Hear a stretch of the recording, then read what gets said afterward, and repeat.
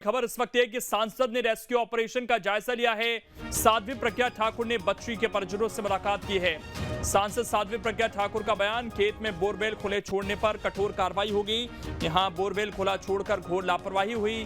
Borewell करने वाले और कराने वालों पर कार्रवाई होगी। ऐसे बोरवेल मासूम बच्चों की जान ले रहे हैं। सेना लगातार बचाव कार्य कर रही है। बच्ची के स्वस्थ होने की कामना करते हैं। तो ये साध्वी प्रज्ञा ठाकुर की तरफ से साफ तौर पर कहा गया है कि जिन्होंने बोर खोदा उन पर सख्त से सख्त कार्रवाई भी की जा सकती है। पहुंची हुई थी वो तस्वीरें हम आपको दिखा रहे हैं। इस दौरान परिवार वालों से भी उन्होंने मुलाकात की।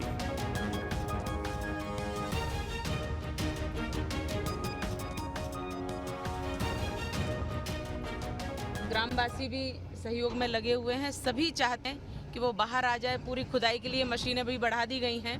और ऐसा भी जानकारी मुझे मिली है, कलेक्टर और एसपी ने बताया कि महाराष्ट्र से एक कंप्यूटर रोबोट मंगाया जा रहा है, जिसके द्वारा उसको बाहर निकाला जाएगा। मैं प्रभु से यही प्रार्थना करती हूँ कि वो बच्ची बाहर आ जाए और स्वस्थ हो, वो अपने अच्छे जीवन को जिए, बस यही प्रार्थना करते हैं। लेकिन ये एक बहुत बड़ी लापरवाही है। ये लापरवाही जिसकी भी है उसको इसका दंड अवश्य मिलना चाहिए। जबकि नियम ऐसा है कि जो भी ये बोरवेल किए जाएंगे उनको ढका जाएगा। परंतु ये जो लापरवाही हुई है, जिसने भी खोदा है, अगर पानी नहीं निकला है तो उसको ऐसे ही नहीं छोड़ना चाहिए, उसको ढकना चाहिए और ढक कर के कम से कम हमारे बच्चे उसमें ना फंसे। ऐसी कई घटनाएं होती हैं। और मैं एक विषय जो मैं यहाँ जिस भोपाल और सीहोर लोकसभा क्षेत्र जो हमारा आता है, इसमें मैं आज ये कहती हूँ कि यदि किसी की इस प्रकार की लापरवाही हुई, उसके बोरवेल जितने भी जिसने करवाए और जिसने किए वो अगर खुले पाए गए तो सख्त से सख्त कानूनी कार्रवाई उस पर की जाएगी। उसको दंडित करवाया जाएगा और उन पर दंड लगाया जाएगा। लेकिन मेरा कहना है कि मध्य प्रदेश में और पूरे देश में कहीं भी ऐसी कोई लापरवाही न हो जिससे हमारे छोटे छोटे अबोध बच्चे उसमें हताहत हो जाएं। आगे ये सावधानी रखनी ही चाहिए। लेकिन मैं अभी सिर्फ ईश्वर से प्रार्थना करती हूँ कि प्रभु उसको स्वस्थ रखे और जल्दी बाहर आए। इक्विपमेंट कब तक आ जाएंगे जो रोबोट आने की बात कही जा रही है? अब ये मुझे जानकारी प्रशासन द्वारा अभी प्राप्त हुई है कि रोबोट आ रहे हैं, तो जो भी उनको आने में समय लगेगा इतना ही समय लगेगा और उसको बाहर लाने के पूर्ण प्रयास किए जा रहे हैं। मैं अभी प्रशासन के साथ हूँ क्योंकि पूरी लगन से लगे हुए हैं। वो बड़ा सवाल है, मुख्यमंत्री ऐसे बोरवेल के सर्वे किए जाएं। क्या यहाँ पे सर्वे नहीं किया गया जो बोरवेल खुला रह गया? और ऐसे प्रदेश भर में आए दिन घटनाएं हो रही, सिर्फ एमपी में बिल्कुल होती है। मैं इसलिए अभी मैंने बोला है कि मैं अपनी लोकसभा में ये घोषित करती हूँ कि जरा भी लापरवाही किसी प्रकार की हुई, बोरवेल खुले पाए गए और उसमें किसी प्रकार की कोई हत्या हुई, तो बोरवेल करने वालों को और करवाने वालों को दोनों को ही दंड दिया जाएगा और इनको बख्शा नहीं जाएगा। कठोरतम कार्रवाई की जाएगी। लेकिन मैं आग्रह करती हूँ, हमारे माननीय मुख्यमंत्री बच्चियों के लिए बहुत ज़्यादा सेंसिटिव हैं, इसलिए वो भी अब ये प्रयास करेंगे। मेरा आग्रह है उनसे कि वो पूर्ण प्रयास करें कि अब इस प्रकार के लोगों को कतई न छोड़ा जाए, कठोर कार्रवाई की जाए और सावधानी के साथ जो खोले कठोर नियम बनाए जाए कि तत्काल ही उनको बंद किया जाए, काम करके उनको तत्काल बंद किया जाए। जो केस है इसमें लापरवाही सामने आई, उन पर एफआईआर बिल्कुल होना चाहिए। मैंने जानकारी ली है, जिसने भी खोदा है उनको खोज करके उस पर कार्यवाही होगी, ये सुनिश्चित है। और हमारी सहयोगी नीलम लगातार जुड़ी हुई हैं। नीलम, साध्वी प्रज्ञा ठाकुर का ये बयान केवल वही वाली बात है? ऐसे बयान तो हमने पहले भी सुने हैं। अगर वाकई कार्रवाई होनी होती तो हमें इस तरह के मामले दोबारा देखने को नहीं मिलते। तो कोई इसकी गंभीरता नजर आती है मामले की? जाहिर तौर पर लोकेंद्र, देखिए ये पहला मामला नहीं है। जैसा कि हमने लगातार देखा, आंकड़ों को ही उठा करके देखें तो साल 2021 से लेकर के 22 और फिर 23 में 6 से 7 ऐसे मामले हो चुके हैं। और अगर हम अभी तत्काल की बात करें तो विदिशा में ही एक बच्चा गिरा था, उसके पहले जो है छतरपुर में एक बच्ची गिरी थी, उसके पहले बैतूल के मंडावी में एक बच्चा गिरा था जिसे नहीं बचाया जा सका था। निमाड़ी के भी एक गाँव में सैदपुरा में एक बच्चा गिरा था। तो लगातार इस तरह की घटनाएं जो है होती रहती है और जब भी इस तरह की घटनाएं होती है तो प्रशासन की तरफ से, शासन की तरफ से ये जरूर कहा जाता है कि कठोर से कठोर कार्रवाई की जाएगी, नए नियम बनाए जाते हैं, गाइडलाइन बनाई जाती है, पर उन गाइडलाइन का कितना पालन किया जा रहा है इस बात की सुध कोई नहीं लेता। ये हादसा भी इसी बात का गवाह है, क्योंकि अगर गाइडलाइन का पालन हुआ होता, ज़्यादा पुरानी बात नहीं है, मार्च के आखिरी महीनों में ही दिनों में एक घटना हुई थी, जिसके बाद जो है सख्त निर्देश गृह विभाग की तरफ से दिए गए थे कि कोई भी गड्ढा खेत में या पार्क में या सार्वजनिक स्थलों में इस तरह का खुला नहीं रखना चाहिए, उसे ठीक से जो है ढकना होगा। अगर इस तरह की जगह पे कहीं पे जो गड्ढा है वो पाया जाता है तो सख्त से सख्त कार्रवाई होगी, जुर्माना लगाया जाएगा। और अब आप ये देखिए कि जून का महीना है और इस तरह की घटना हमारे सामने एक बार फिर से देखने को मिल रही है। तो कहीं ना कहीं गाइडलाइन बना दी जाती है, लोगों को या तो उसकी जानकारी नहीं होती है या जानकारी होने के बावजूद भी जो है लापरवाही की जाती है, क्योंकि ज्यादातर जितनी घटनाएं हुई है हमने देखा ग्रामीण स्तर पर हुई है। तो ये जरूर कहा जा सकता है कि लोगों में जागरूकता नहीं है। अगर जागरूकता होती तो इस तरह की घटनाएं हमें बार बार देखने को नहीं मिलती।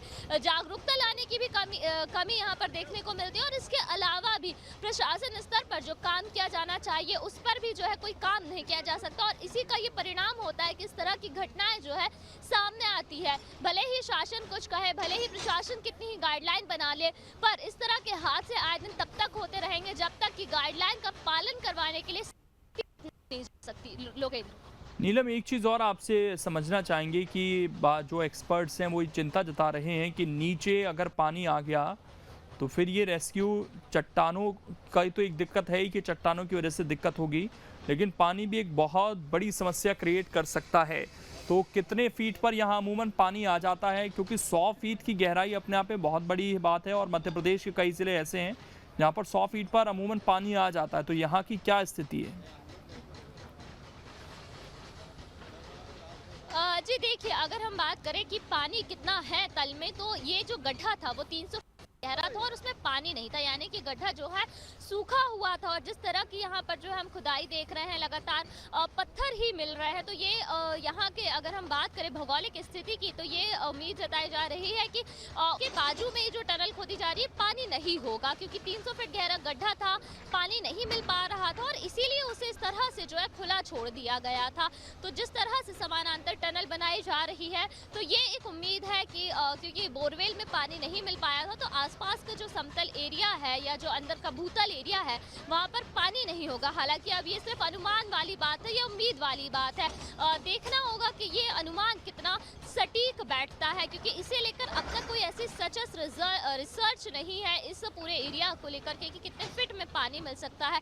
हालांकि ये पूरा जो क्षेत्र है वो खेतीहर क्षेत्र है, जहाँ पे बोरवेल बना था वो भी खेती वाला ही एरिया था, पर नीचे मिट्टी के कुछ फीट नीचे ही बड़े बड़े पत्थर जो है वो मुश्किलें पैदा कर रहे हैं। तो ज़रूर अगर हम पानी को लेकर के बात करें तो ये उम्मीद है कि 300 फीट गहरा अगर गड्ढा सूखा है तो 100 फीट गहराई में पानी नहीं मिल पाएगा यहाँ पर। लोकेंद्र, बिल्कुल, और ये तस्वीरें तो लगातार हम ही दिखाई रहे हैं। एक बार नीलम, अगर वहाँ के आसपास की तस्वीरें दिखा सकें आप, अब जो परिजन हैं वो किस तरीके से अपना ये समय देख रहे हैं, क्योंकि उनके लिए तो एक एक क्षण बड़ा मुश्किल है, और जो अधिकारी हैं या और लोग हैं वो अभी किस तरीके से रणनीति आगे बना रहे हैं? क्या सुबह तक अब इंतज़ार केवल रोबोट्स का ही किया जाएगा? उस बीच क्या रणनीति है?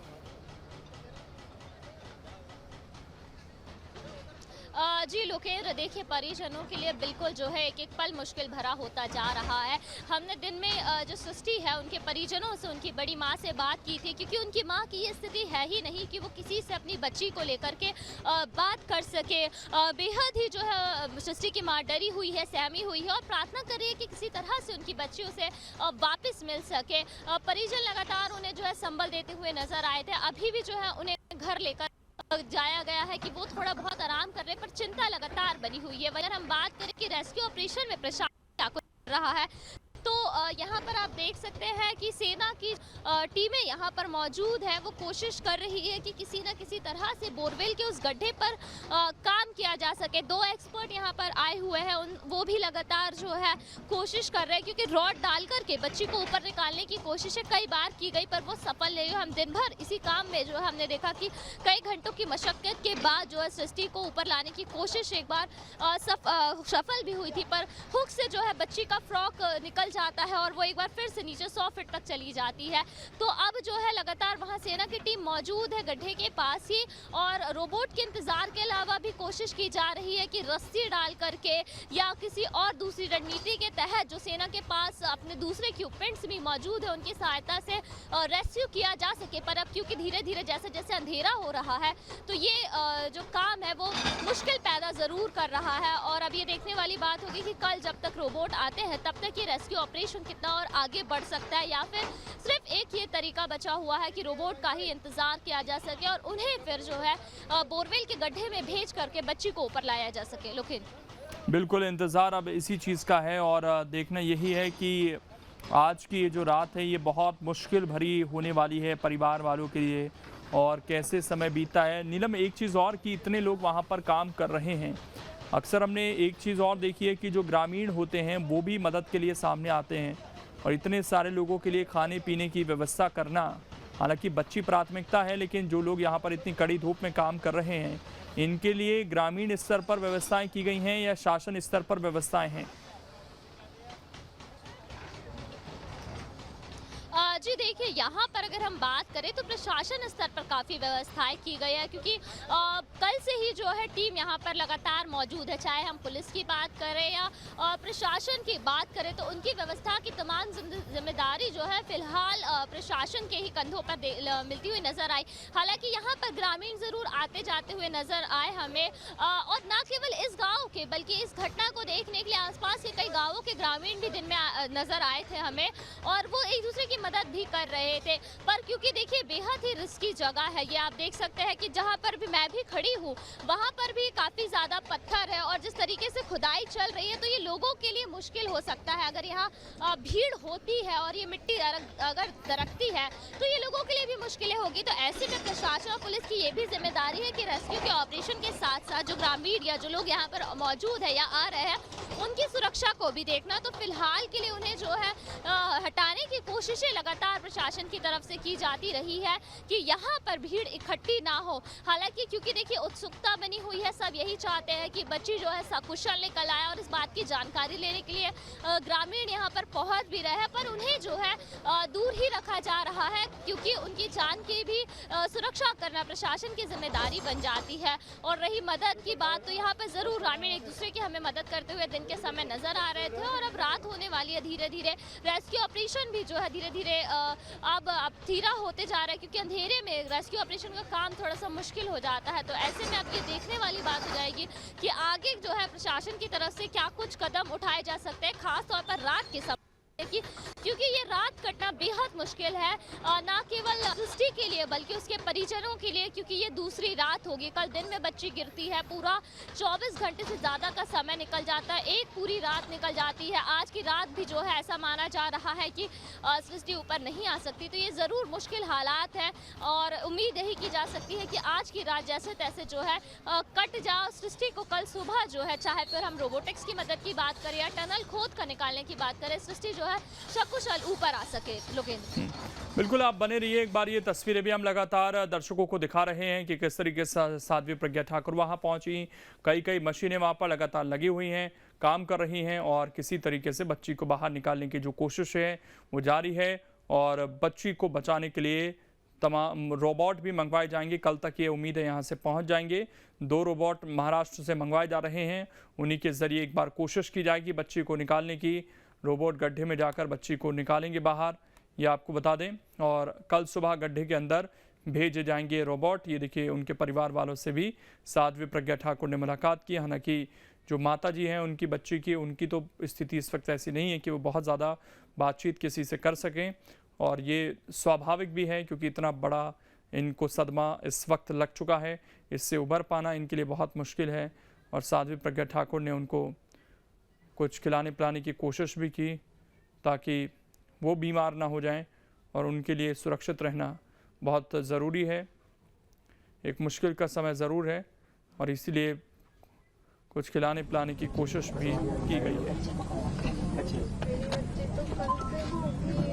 इसलिए तो कह रहे हैं जब जल्दी से बाहर आएगी तो उसको इलाज चाहिए, तो तुम तो जल्दी से दौड़ दौड़ के जा पाओगी ना।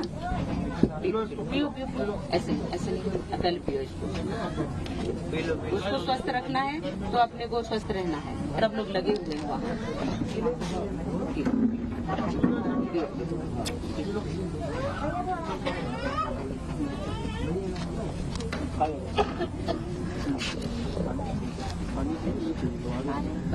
हो गया पानी दीदी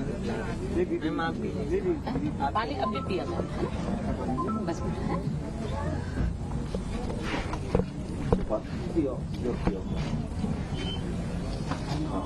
आंटी जी पाल तो मत थोड़ा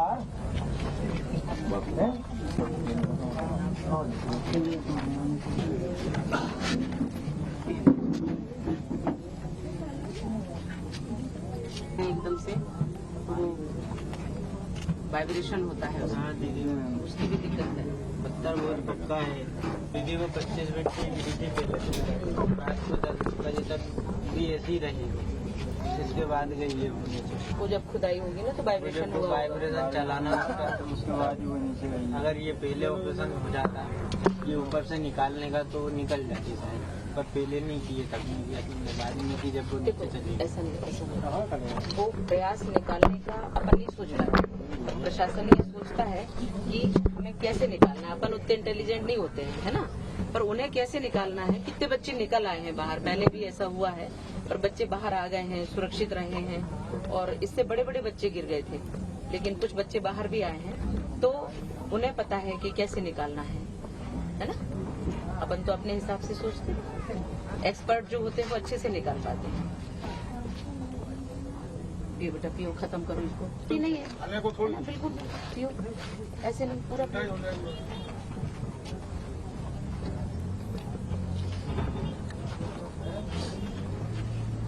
जैसे अपन दवाई पी रहे, ये दवाई है ना ना ना ना ना ना मानने नहीं, पियो पियो पूरा पियो।